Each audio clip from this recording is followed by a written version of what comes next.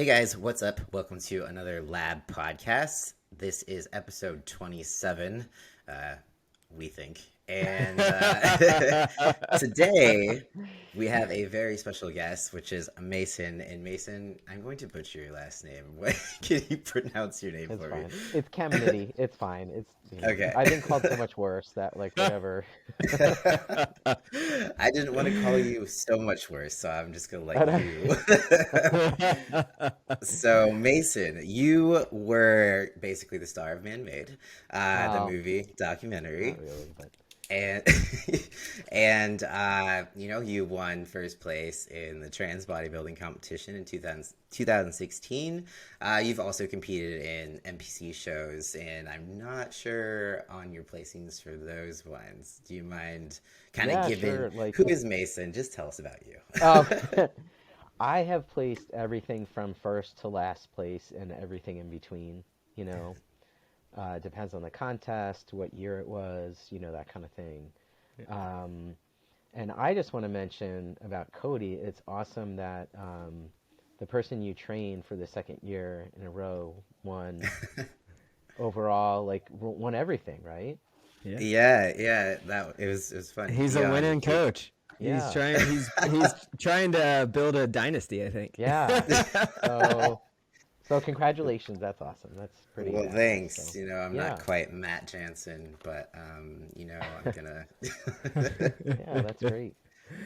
Yeah, so I've been, my first competition was the Gay Games in Cleveland, Ohio in 2014. And then I did my first NPC show that year too. And then I've been competing ever since. But unfortunately, I've had 3 shoulder surgeries in the last 6 years. So that's been like a thorn in my side. Yeah. So that's definitely impeded my progress. And I haven't gained as much muscle mass as I want because I'll gain muscle mass and then just as I'm building up past regaining what I lost, I get injured again. Oh, So, Is it the same yeah. shoulder? No, I had two, and I'm not by any means bragging. I had two. Um, I had a partial and full rotator cuff tear on my right side, and then my left side, I have my little.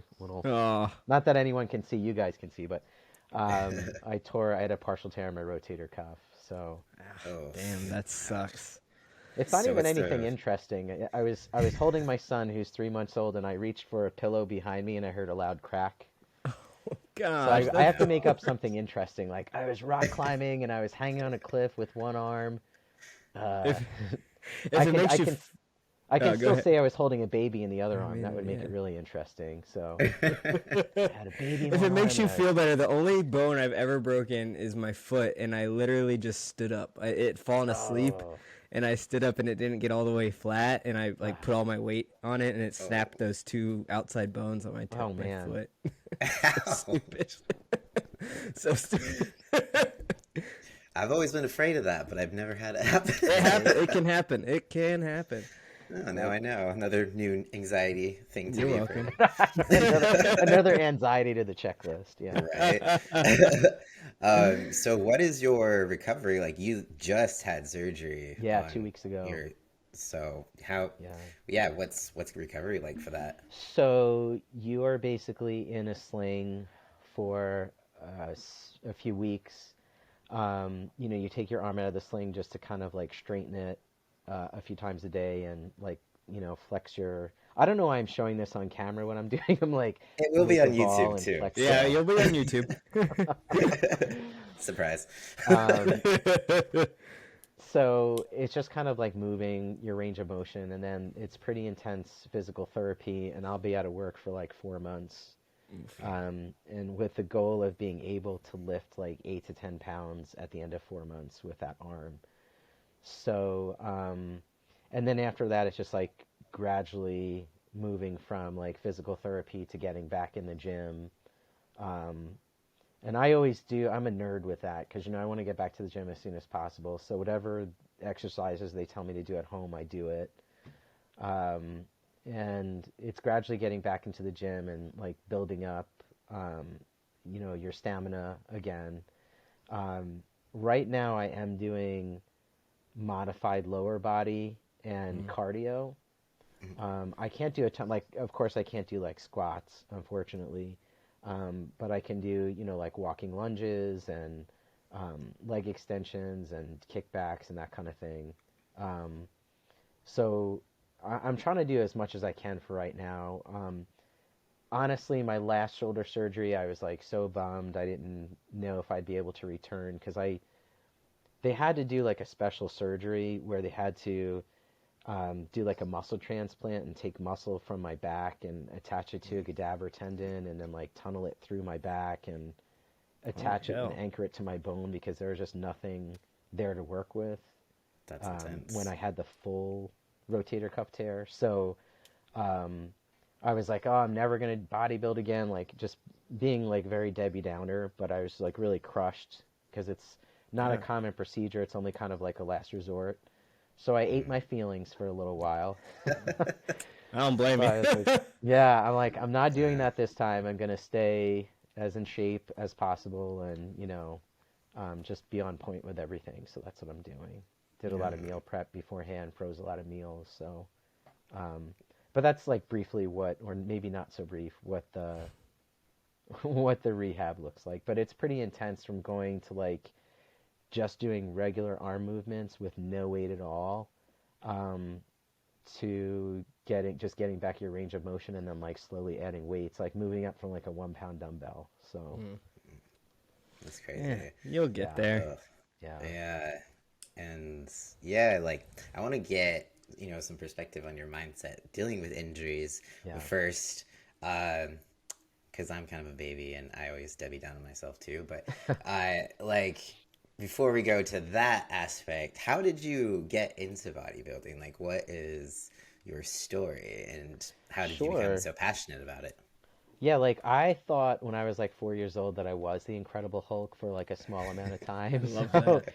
I was, and I'm like pushing 50. So this is when like Lou Ferrigno was the Incredible Hulk and it was a big deal. And, Hell yeah. so I loved that even as a kid. And as I got older, I loved like the golden age of bodybuilding. And I still love all of them. I'm really a big fan of a lot of the, you know, Lou Ferrigno, of course, Arnold Schwarzenegger, and um, Frank Zane. I really loved because he was really all about aesthetics and balance and symmetry. Bill Pearl, um, Franco Columbu, all of those guys.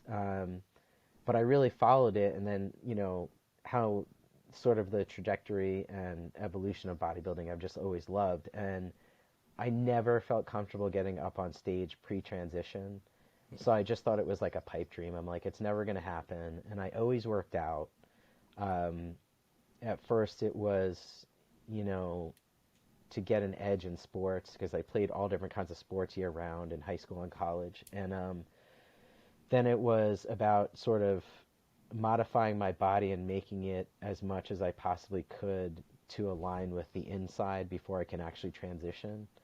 So it was really about just trying to transition before I could actually take testosterone or, take my actual next step. So that was a big part of it. Yeah. And then it just sort of evolved from there and it really became everything to me because it became a sport, a lifestyle, and sort of um, art to me. I know that may sound corny, but there really is a huge aesthetic Yeah. to bodybuilding that I don't know that everybody focuses on, but it's like really important to me. So it really is a way of life. And for me, it was about, it was sort of like my therapy. Like I was depressed for a long time and I felt very trapped, and there were a lot of negative feelings that it was hard to deal with. And it was hard to move forward without being able to physically transition. Um, but I felt very empowered by working out, and it really became my therapy in the gym to let all the frustration and anger out, and through a workout.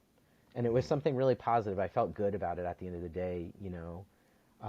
Instead of other routes that other friends I know took, this is like much more powerful to me and much more positive.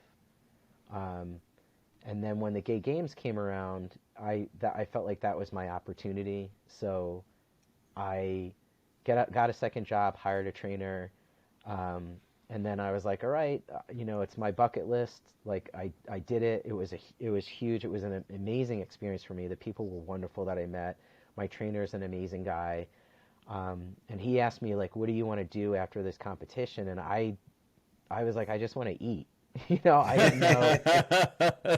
And you guys have competed. You know what that's like. You're like, before I eat my fingers, I was like, I just want to eat. And he's like, no, like, what do you want to do long term? I'm like, I don't know. Like, is that an option? He's like, hell yeah, it's an option. He's like, you train hard, you do what I ask of you. And he's like, I think you really have something, And I was like, you do? And he's like, yeah, you work hard, you're committed, you love it. Why can't you keep going? And I was like, I didn't have an answer. I'm like, you know what?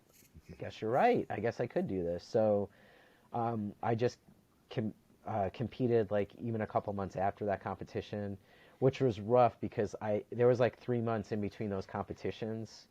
So it was hard. Like it was a lot of different things that were required of like diet, like carb cycling and like cardio, and to keep my body fat percentage low, but not like too low for 3 months. So and I've just been going ever since, like in between, the injuries. But so that's how I got started. That's what it means to me, and I'm just gonna keep going. Although now I'm more focused on competing in the masters level. Yeah. Awesome. Yeah, I think that's Cody and I've talked about it a lot because we're always kind of shocked that more like trans people aren't into bodybuilding, because I feel like it's a sport like made for us, and like we've talked about it before is just like because it is so much like you can feel so empowered over your situation and over your body, and it's like we've struggled so long before that, like not having any of that control, and then like suddenly it's like, oh shit, everything I do I can like see. yeah It's pretty dope. It's a pretty cool sport, especially for trans people. Like it's shocking that more. And I think too it keeps you really honest, because you can't be like eating a dozen donuts like every day and then meet up with your trainer and they're like, what's going on? And you're like, I don't know. I've been eating clean the whole week. Like, no, you haven't. Like, so true. Come on. Like, what you put into it is what you get out of it, really. Yeah, for sure. And sometimes you have, like I've discovered over, like, the past, 10 years of training and competing that, like, certain, like, for me personally, like, I really don't do well with a lot of carbs. I have to carb cycle. I have to kind of maintain low carbs a lot of the times, but it really depends, and I think that's different for different people. But it's just really interesting how you can discover like how your body works in what way, and again, it's empowering. It's really empowering to be like, what can I do right now in my given situation to attain my goal? And it, like I said, it keeps you honest. So it's just cool to keep you on track like that too, Yeah. Complete accountability. Yeah. So it's the one sport that everything that you give it, it'll give back, kind of. So Yep. Yeah. Or at least you can It's see. Yeah. Yeah, it's like that if you put in the work, you are going to see some sort of result or progress. Maybe not fast enough, but it's if you keep going, eventually you will start to see that hard work pay off. But you mentioned it being, like a lifestyle, and that's why I feel like when there's an injury, it's so hard, because it throws your whole ass life off track, because you're just like, bodybuilding is everything, because it dictates how you eat, how you sleep, hydrate, how you schedule your day. So I guess that's kind of like a good leading question of how do you cope when you have these injuries and you have the setbacks and things that are kind of disruptive of the usual bodybuilding type of routine. Well, my first injury, I was like, all right, it's a partial tear. I'll get back into this. It'll be fine. And then I competed, and then I like messed it up again. It was a full tear, and it was like really this like just huge, tremendous tear. They didn't have a lot to work with. He's like, I have this one sort of, he didn't say experimental surgery, but it kind of, they don't really do it, and they do it in for a last resort before they'll do like a shoulder replacement, because I'm too young for that. At least I'm too young for something, right? But So when they told me that, I mean, I was crushed. I was like, I'm never going to compete again. And I just was like eating and kind of like what you were saying, it fills up your whole day. So it's almost like, what am I going to do with myself?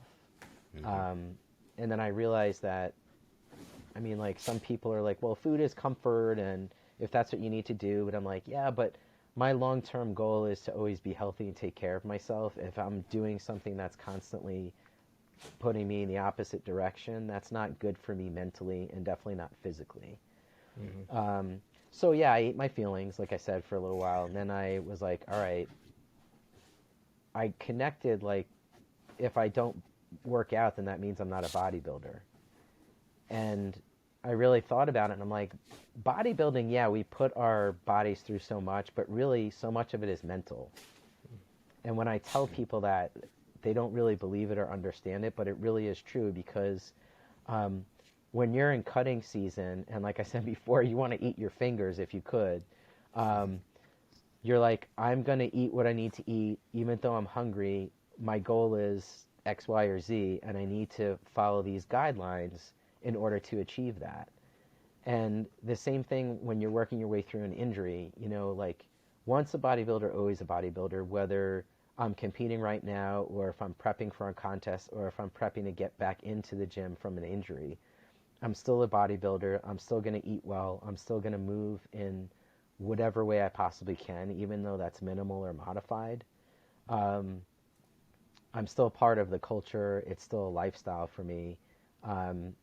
And it still means everything to me, so that doesn't change. The fact that I'm not physically competing because of an injury or I'm not competing as soon as I want to doesn't mean I'm not a bodybuilder. So I really had to go over that identity of like what that means. And I know that probably sounds a little corny to people, but when it's something you identify with for so long and something you love so much and it's kind of taken away from you through no fault of your own, it's like, I don't want to sound dramatic, but it can be traumatic to you.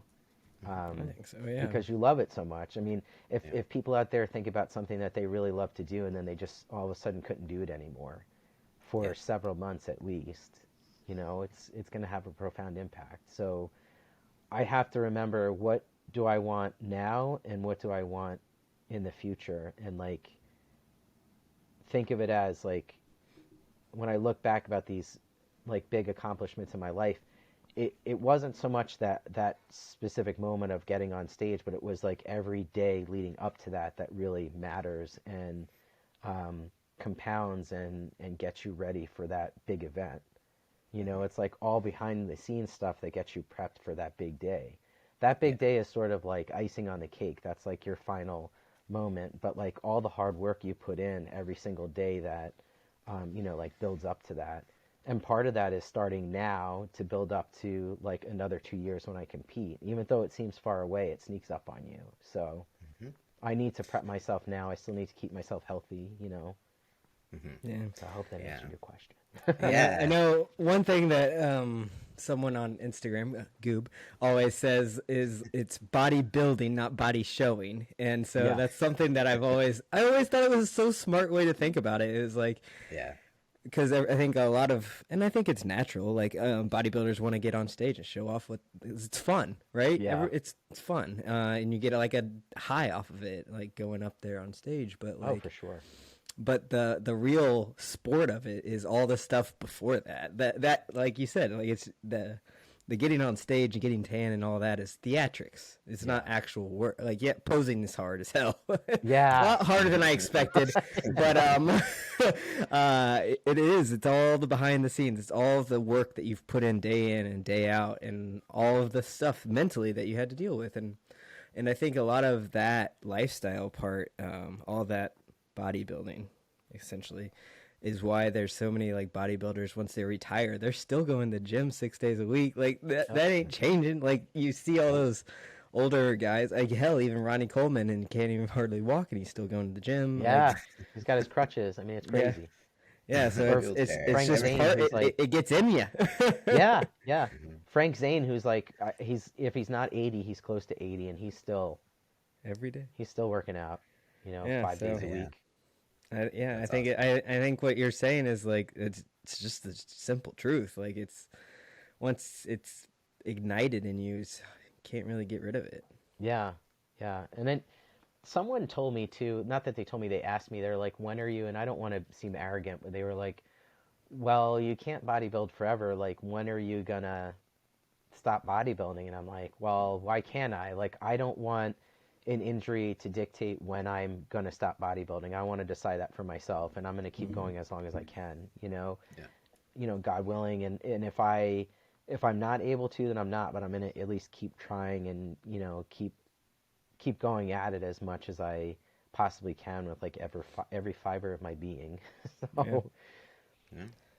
Yeah. Yeah. I mean, it's definitely inspirational to me. I've had my fair share of injuries this year, so I've kind of had to like go through some of the motions of like, shit, what if I can't do this anymore? Then like, who the fuck am I? What am I yeah, doing? And like, yeah, so everything that you said just it makes total sense because my brain was like kind of in the same place for, I mean, still now, kind of basically. yeah. Yeah. It sucks, And I'm but gonna sound old again, but I know you and I were texting, but like joint health, man, Yeah. I all the youngsters out there, I know you want to lift heavy, but you also want to walk when you're 50. So there's different things you could do besides like lifting super, super heavy all the time. Yeah. Um, just drop sets and pyramiding and negative, resistant. There's just like so many different things that you can do that can really, Yeah. really get you built up and, you know, get the micro tears going in your muscles and still be able to build up and build size. So, and Yeah. build smarter. yeah. Yes. I mean, Yeah. you're kind of forced into it. Once you hit your 30s, it's like you gotta like think a little different. Yeah. You're like, how Yeah. can I accomplish this, but like without hurting myself? Yeah. Yeah.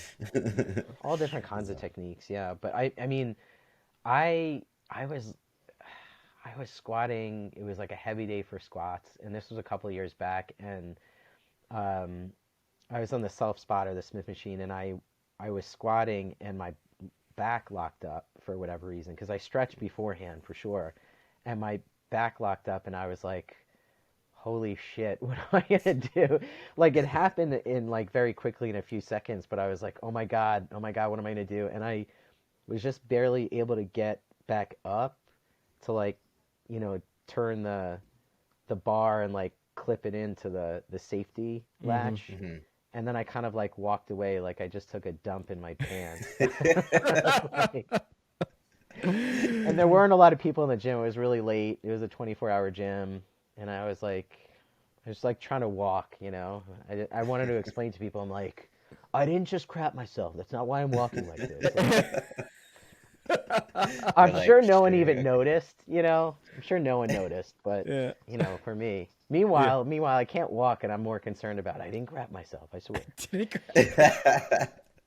That I'm is like really funny waddling. though because I last week we had the most embarrassing episode and mine was a gym incident and Cody's was Yeah, the crapping himself. stairmaster. Yeah, A Yeah, combo, nice combo.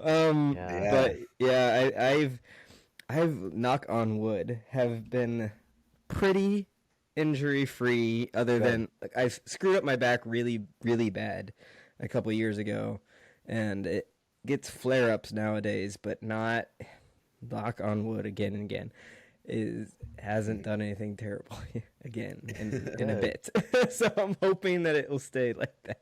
good. But we'll see. You're at Kelly. You're at a Columbus, Central Ohio. Yeah, What, Columbus. if you don't mind me asking, what gym do you work out The at? fitness loft. It's across the street from Children's Hospital.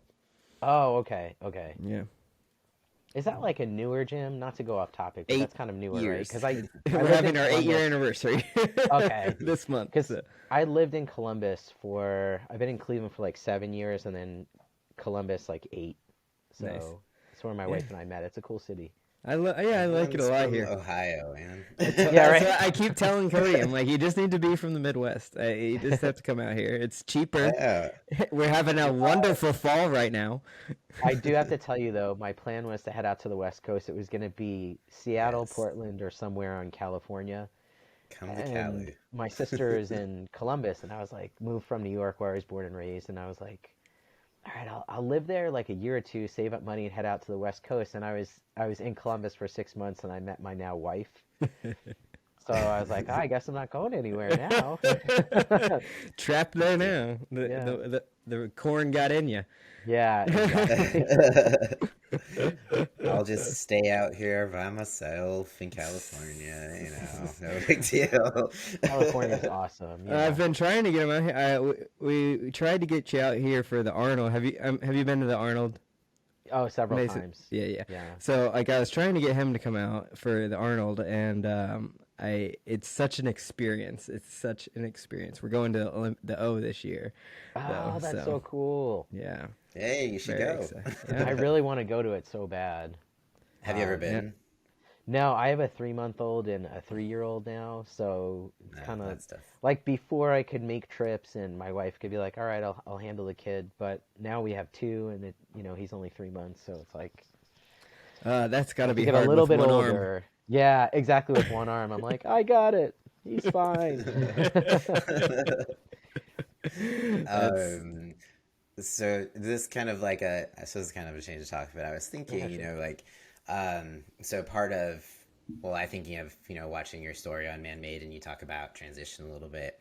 And one thing, either, I don't know if you talked about, or maybe I just can't remember, but like, how old were you when you started transition? And kind of, I feel like it's so different nowadays, even since when I started transition. I'm just Yeah. curious, like, what kind of steps you had to take and how you kind of came to this conclusion, and yeah, the process of it all, basically, if Well, you don't mind.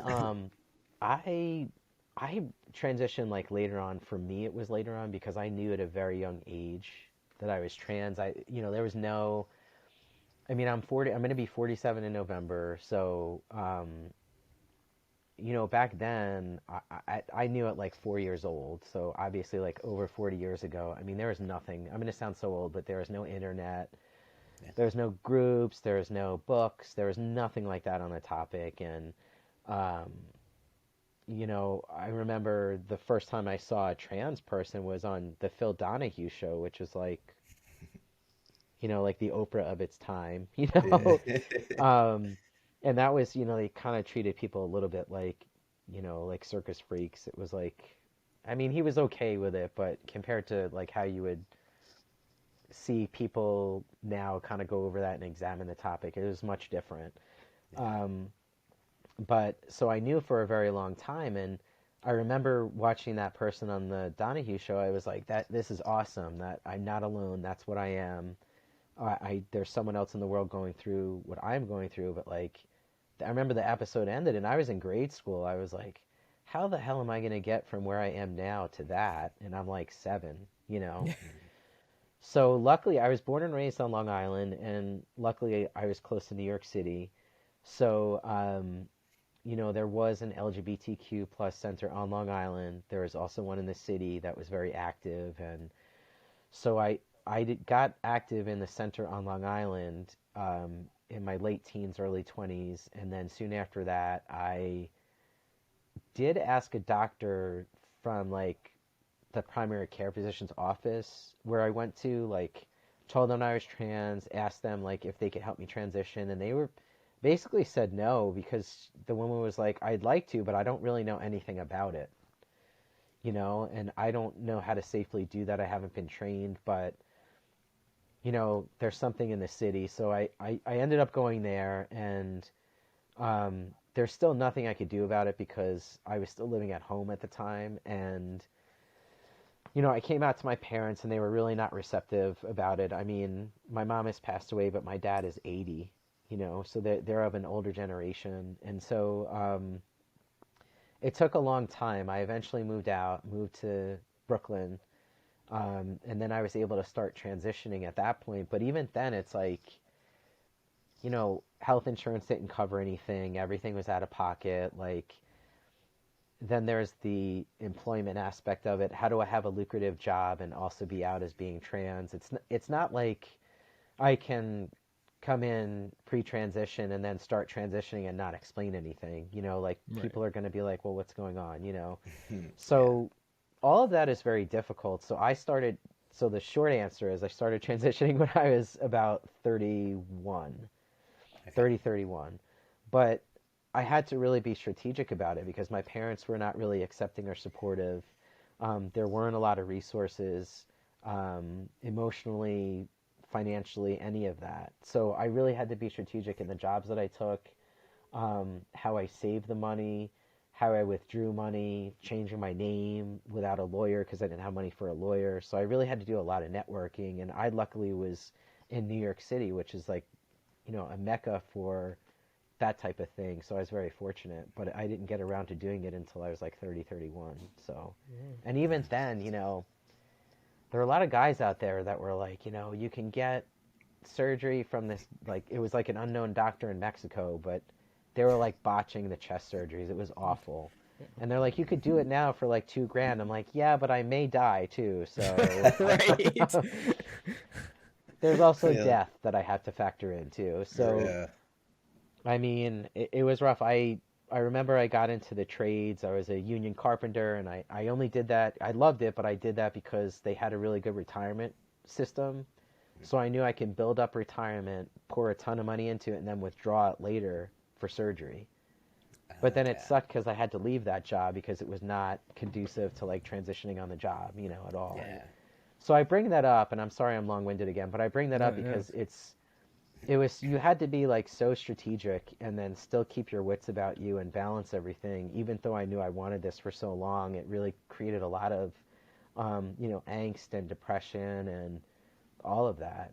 But even all through that, like I always had bodybuilding. I always had working out that really helped, like level me out too. So Also, you have like the patience of a saint though, because like between bodybuilding being like your passion and like that life story, like it's just so much being able to be like it's gonna happen. It's that delayed yeah. gratification is so um you're really good at Oh, it. thanks.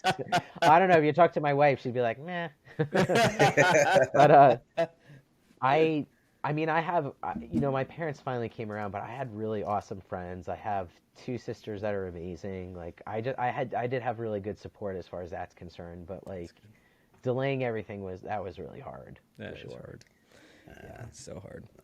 But Man, it's like you got balls, like for lack of better terms, because just like I feel like I don't even in my point of transitioning, like my doctor had the same reaction, but it was like years later. Just I was in a small town, so I'm just like, wow, like yeah, it is really good that you're in New York, Yeah. like because I can't imagine, like not being in a place that's a little bit more forward thinking, Yeah. but just for you to be so like matter of fact, you're just like you knew who you were, you weren't like willing to hide it. You were just doing everything you needed to do in order to get to where you wanted to be. And it just like feels like you never really second guessed it or were like, nah, I'm not gonna do that. That's too scary. You were just like, this is it. I'm going for it. I Yeah. like without the internet, that just blows my mind. Like Yeah, it was the rough. no support, no idea of like how to do anything, but you just went for Just got to it. figure it out. Well, Yeah. it's like survival. Like, not everyone who's trans obviously is gonna, do like take, hormones and go for surgery and everything. But I feel like I really knew that that's what I wanted to do. And I was like, all right, how do I make a plan for this? Which is similar to like coming back from like anything that is, a challenge in your life. It's like really hard not to get swallowed up by all the emotion and depression and, all of those things that go along with it and like stop and say, what can I do right now in this moment? You know, Mhm.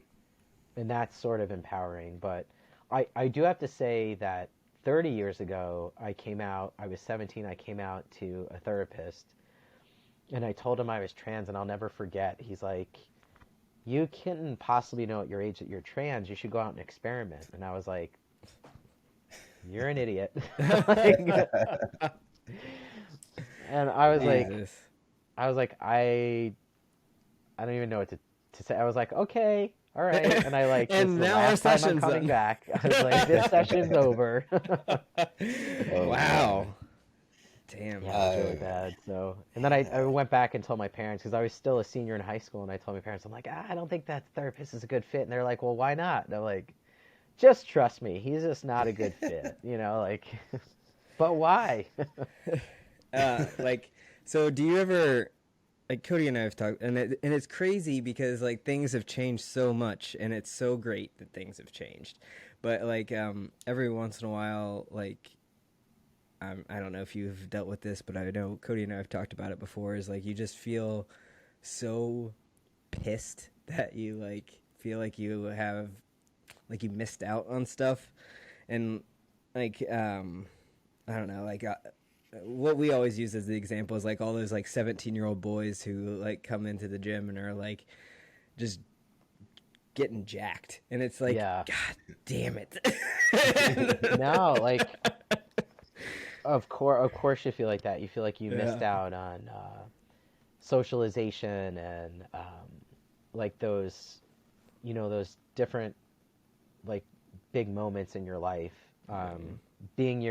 Being able to bring your true authentic self to your life in every way, in the small ways and the big ways, that you're not able to do that. And yeah, that's definitely upsetting and limiting, and part of me would feel cheated. But then I think in a way, and I don't think I ever would have said this, I think if me 20 years ago could hear me saying this now, I'd probably like throw something at myself. But but it's kind of cool. Like, I always felt I was male, but I was socialized female. So it's actually kind of cool to get that perspective of almost living two different lives. Don't get me wrong, I suffered a lot. I went through depressions. Has not been easy, but if I can extrapolate one thing from it, it would be that, I really can see and try and stop and take a look at different sides of an issue, of maybe something that someone's going through, or people that have an opposing view of mine. I really can try and put myself in their shoes, because I know what it's like to be, people treat you the way they see you, and I know what it's like for people to treat me as a woman, because that's how they saw me, even though I never saw myself like that. And like I said, I was socialized as a woman. So I've lived that life and that experience, and have that experience to bring with me, and I feel like it's made me more understanding and compassionate of other people and their path and their life. So that part's cool, That's but true. I don't understand what you're saying. Like, absolutely, you're just kind of like, man, I missed out on X, Y, or Z. But I also feel like I can understand things in a way that maybe I couldn't if I didn't have the life that I had. Absolutely. Very true. I like that. That's a good perspective to have, for sure. Yeah. Also, so I need to get the story behind. So in Man Made, there's this clip of you at an Ellen show, like her stand-up thing. I remember And, like, that. Yeah, I was that laughing DVD. so hard. And so she basically like misgenders you, but not actually. Did you know you were trans in that Oh point? yeah, yeah. I Okay. was like, she didn't really know how right she was, did she? So, Yeah. So So, funny. yeah. So, what's the context around? Like, what's the background? You just went to one of her stand-up shows, and you just wanted to like basically thank her, and she called on you, and It was such it's a like, yeah. sir, cute moment. It was such a it cute moment. was. Well, Uh, it was funny because I was a big fan of hers, back in the day, and that's when I was living on Long Island, and she was at the Beacon Theater in Manhattan in New York City, and I was like, we got to get tickets, and so my friends and I got tickets, and I don't know how the hell we managed it, but we got tickets, and we got such good tickets that were floor seats that we were in front of Wanda Sykes and Chris Rock. They were behind us. that's amazing. I and Damn. and I'm like totally trying to play it cool, like I'm like, Holy crap, that's Wanda Sykes and Chris Rock. You know, like walking past them, like, what's up, guys? How are you? And I'm like, I couldn't believe that we were sitting in front of them. But aside from that, you know, she was doing a Q&A afterwards, and I like have my hand raised, and she's like, yes, you, sir. And like, no one's answering. Everyone's quiet. And like, I put my hand down. I'm like, she's like, yes, you, sir. And I'm like, whoever this guy is, will he just stand up and ask his question? And I was like, oh, she means me. I was like, That's so funny. oh, that's me. Okay. So, and that's what happened. I just wanted to thank her for, you know, coming out. Obviously, I did, and she really did risk a lot by coming out. So, Yeah. basically lost her career, and then, you know, Yeah. got it back, of course. But you know, it was pretty cool. It was pretty brave of her. No doubt, she kind of paved the way for, you know, a lot of LGBT folks. That's for sure. But yeah, I don't know. I thought that was very cute because she was like so embarrassed, but at the same time, She was totally embarrassed. Yeah, I was like, if she knew now, you know, I she know, would I know. probably laugh her ass off. She's like, I was right. I was right. Yeah, I yeah. was right. Too Oh, funny. God. I remember Yeah. I was at a Susan Westenhofer show once. Oh yeah, Do you remember her? She was a comedian. yeah. I met her. She Very nice. was like living in the Columbus area for a while. Yeah. So my roommate had gotten like the meet and greet passes, and at the time, and we went, and they were. I was straight at the time. I was a straight female. It was during college. We all experimented. No, I'm just joking. But I just remember one day when we were there, she's like, "So where's your girlfriend?" And I'm like, "Oh no, I have a boyfriend." And she's like, "Yeah, right." And she's like, "You'll grow out of that." And I'm like, "Oh." She's like, You're it's just a right. phase, dear. It's just a phase. It was just really funny because I'm like, if I could say, if she That could is see so me funny. now. You know, She saw you then. Yes, no I kidding. actually, I met her. She did a fundraiser for the LGBTQ plus center on Long Island years ago, and I was driving my parents like extra car that like my sister and I would split because we're like 15 months apart. And it's this really nice. It's an older car. It was a black Buick, but it was really nice. They kept it up. Um, so I drove it there because I used to volunteer at this center, and they were like, "We need someone with a black car to be like Suzanne Westenhofer's chauffeur because she's doing this fundraiser for us. She reduced her rates. Like we're paying her, but like we're trying to do a big fundraiser with her around it." And they're like, "Can you drive her?" And I was like, "Hell yeah, I can." That's So awesome. How I met cool. her and her girlfriend at the time, and um, she was hilarious. She was really cool to work with. Like she was just so funny, Hmm. like on stage, behind the stage, and her girlfriend was more like quiet and reserved, but she was so nice too. It was such an awesome experience. But she is like a firecracker. Like she's always like cracking jokes, and I could totally picture her doing that. Like Yeah. she's It was so ridiculous. But I was just like, at the time, I was like, oh my god, she can see me. My cover is not working. yeah, It was man. like, that panic. Oh man, she's so good. How did she see it? How did she know? No, she's psychic. So ridiculous. Oh But man. good times. Cool. So, Did you? Oh, go well, ahead, Cody. sorry. Yeah, I was gonna say the last time. So Mason, you competed in 2020, right? Yes. Before the shoulder injuries occurred. Yep. Yeah, that was a kind of a strange year to compete. How did that go for you? Because it was like, you know, COVID era. Yeah. Yeah, it was, you know, I looking back, I probably should have waited and competed because I wanted to put on more muscle mass, but I just wanted to get into competing again because I had taken like a couple of years off.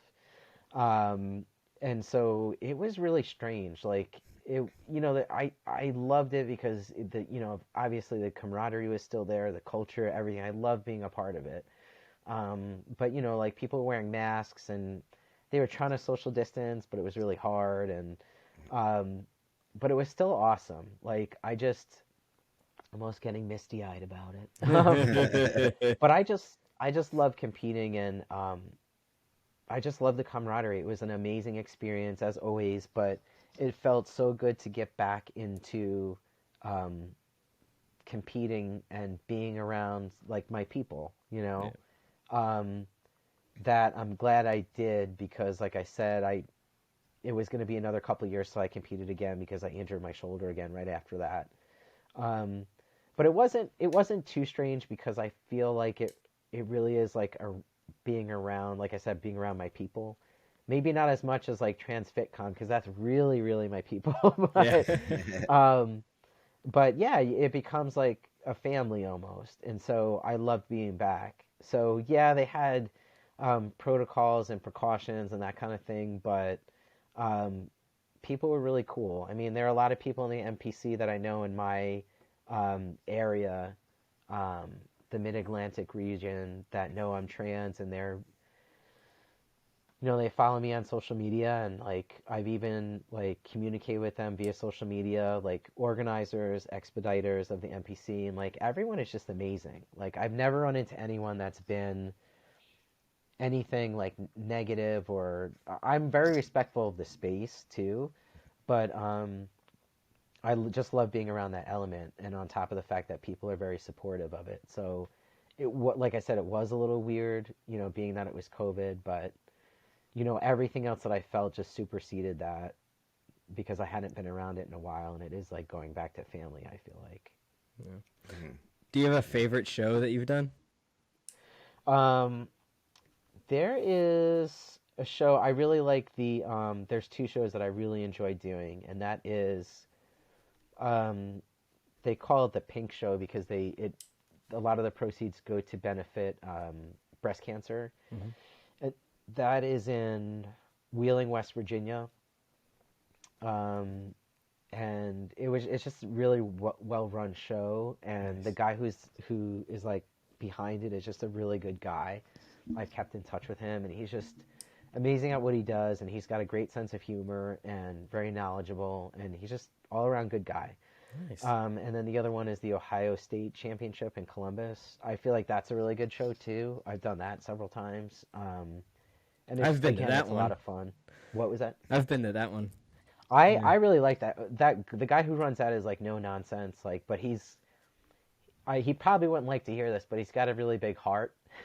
In my opinion, like he just really loves what he does, but he likes to run things a certain way, and the way he runs it, I feel like, is very organized. It's like very good, like no nonsense. Like, this is what we're gonna do. This is how we're gonna do it, and that's it. So. Okay. That's awesome. So he was good, and like I said, that West Virginia show too is really cool. Nice. I just had a good time. It's just a good experience. Yeah, absolutely. How many shows have you done in total? Oh gosh, I've done 2 to 3 a year, on and off, like excluding the injury years for like since like 2014. Damn. So, yeah. Nice. So lots I of was told that experience. there would be no math involved. Sorry, So lied. Come on, man. At home math question. Do you have a least favorite show? I'm not going to go there, but No, that seems fair. That seems fair. I don't want to leave out too. Like TransFitCon was really like just a stellar show. Like that was really I was like on the level of being surreal because you're surrounded by all these other guys and that are trans too, and you're just having such a good time, and that's like I said, it is like being around family for sure.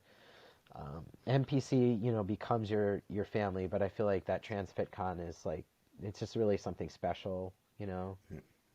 So that is, of course, it will always be a favorite of mine. But aside from that, the NPC shows. But Yeah, for sure.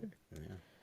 I think like I was surprised because I did my first NPC show in 2020, and I was kind of like, what is gonna like, how's it gonna feel, how's it gonna be different, like a little more nerve-wracking. I had done summer shredding. It's like that Christian Guzman Alphalete shit.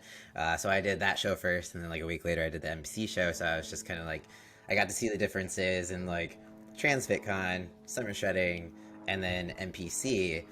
And I feel like summer shredding was very much so like the influencers competition, and then like the NPC was very much like people are there for one reason only. That's to compete. It's like no one really talked to each other.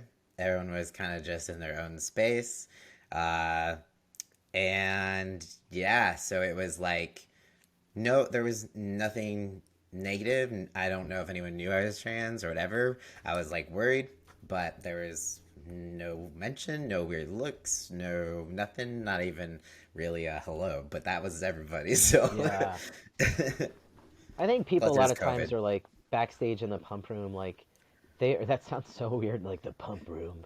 um, but backstage in the pump room and when you're getting ready, people are just so in the zone that I think it's almost like tunnel vision. I get like that, but the shows that I mentioned, there's a lot of camaraderie with those shows, and people are very supportive. They're a little bit more talkative, but not like when you need to focus, people aren't in your face like, Chatty Cathy when but they're like they're social when the time calls for it, but when people need to be focused, then people kind of go do their own thing. But um, those shows that I mentioned that I like, people were really cool because they're like, "Hey, good luck, you're gonna do awesome." Even though they're competing against each other, even guys in my own class were like, "Hey, you look good. Where do you work out? Like what gym do you belong to? Where are you from?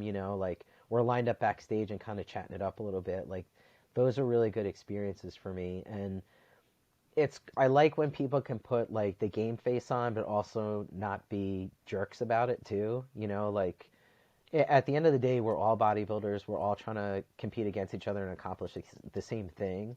And I think, optimally, it would be cool if people were just supportive of each other, even though we're competing and you want to beat the person still, you know, Yeah. those Yeah. shows that I mentioned, that's what it was like. People were just really just cool. And at first, when I was first competing in the NPC, I would call up the tanning company and tell them I was trans and be like, listen, like, here's the situation. Like, and they were so cool. A lot of people were like, well, you can come in early if you want before people get here, or we have private tents where we tan, so you don't have to worry about that.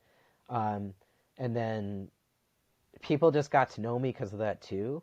But um, everybody from like the judges, that I'm not saying everybody that I know that I have met knows that I'm trans, but there are people from judges to expediters to um, people that coordinate the show to people that do the tanning who know I'm trans, and they're so cool and supportive. Like, hey, I hadn't seen you last year, and you're coming back this year. How you doing? How have you been the last 2 years or whatever? So they'll remember you. So that kind of stuff is really cool that I like. But I know what you're saying. There are shows like that where people just don't say anything at all whatsoever. Yeah. So, and I'm like, it's Yeah. still a cool show, but it's kind of more fun when people are um, more into it and kind of like supportive of each other. To Yeah, me, and I it makes. think. Oh, Sorry, go ahead. Go for it. I was gonna say, I think it was also people were kind of like anxious or weird because it was different protocol than normal because it was COVID times and Yeah. everyone was kind of like, I don't know what to do. Do we socially distance? We have to wear this mask. We don't know. Um, but funny, the local NPC show that I did, I was a little worried about the tanning, but when I showed up, it was actually a couple of the trainers that worked at my gym were the ones tanning people, and they already know I'm trans. So I was like, "What's up?" You're like, hey. That's nice. Yeah, Yeah. I just think it's so funny that, especially at a bodybuilding show, when people would be assholes to each other, because it's like, you can't do shit now. Like, Yeah. whatever you show up looking like is what you look like. There's nothing That's it. you can do to hide, really. And like, you're going out there naked regardless. So like, it just makes me Yeah. laugh that people would like, because I just remember, because I've only ever done the trans show. Like, I haven't got to do anything else yet. But I just remember, like, I was stoked because I'm like, I'm so close to eating. I'm almost there. And I'm like, let's just get this out of the way. Yes. And I was like stoked all day. Like, well, I was dead until I got to the venue, and then I was stoked. And They're like, Kel, you're up next. Did you say Kel or cheeseburger? What? what was that? What? I can't hear. I'm curious. What? But it was that's. I just remember I was so happy and I was like ready to go. Yeah. And congratulations too, by the way. Oh, thank you, thank you. That was awesome too. My goodness. Just had my little time hop from Cody. Yeah.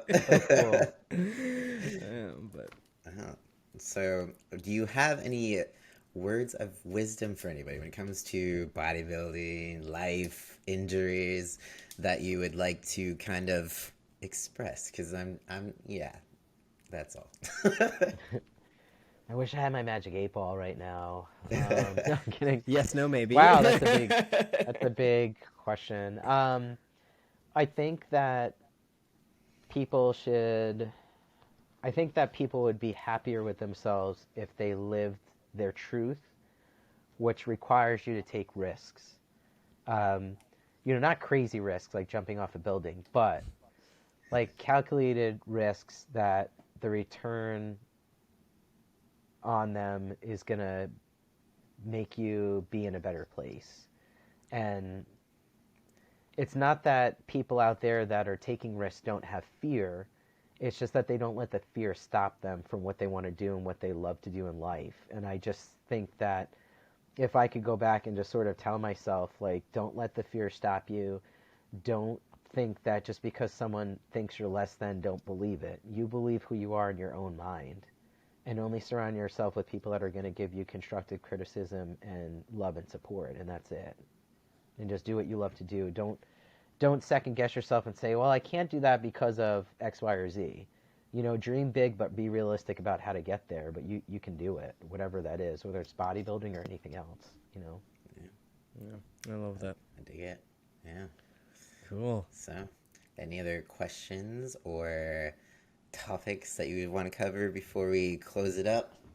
No, I'm just sad that it's over. You guys are awesome. We'll have to have you as a returning guest. This was a lot of fun. Yeah, that would be so cool. I really appreciate you guys having me on. Thank you so much. Absolutely. I appreciate it was a lot you of fun. coming on. Yeah, sure. Yeah, so how we usually end the podcast, we do like a power talk at the end. So Kel is the power talk guy today.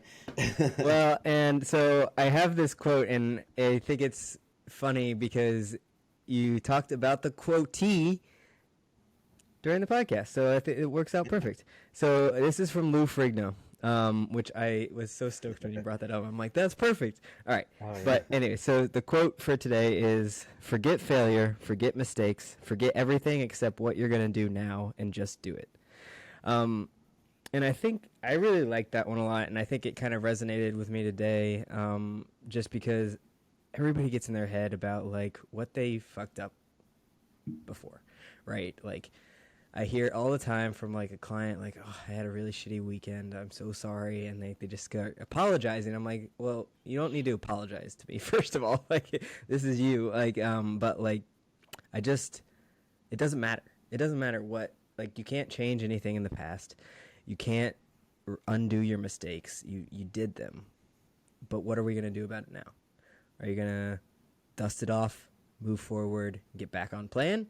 Are you going to learn from your mistake and never do it again? Or try to figure out a different way that you're going to prevent that outcome from happening? It doesn't matter what you do except for what you're going to do, what that next step is. And I think people don't really focus on that as much because they get in their head, and I think it's natural to kind of dwell, but it doesn't really help you. And unless you're learning from it, it doesn't mean anything, right? So you just got to put it aside and move forward.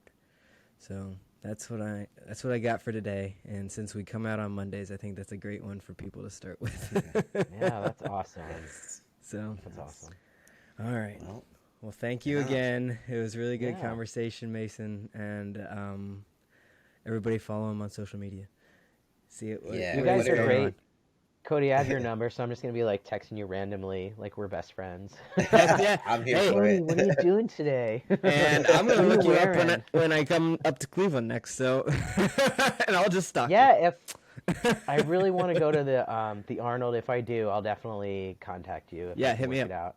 Look at me inviting myself over. Heck like, yeah. I'm just inviting them, like, this is what you're going to do, Kel. Yeah, that's what we're going to do. Sorry, I'm here for it. Actually, my girlfriend reached out to you like when I first did my prep because I made her watch Man Made before I went into prep. Yeah, I remember and she that. reached out to you because didn't she know never that. knew Okay. never knew a bodybuilder, and so you were actually so sweet to her, and she still talks about you to this day. Oh, that's so nice. Thank you for saying that. That's Of really course. cool. That's All a right. cute story. Yes. All right. Well, till next time, Well, guys. Yeah. yes, we'll Enjoy end the this O. now. I'm jealous. Envious, I should Yes. say, but enjoy the O. You should Yes. invite yourself to that too. We'd be okay with that. All All right. right. Peace Till out, next guys. time. You Peace. guys take care. Bye. Bye.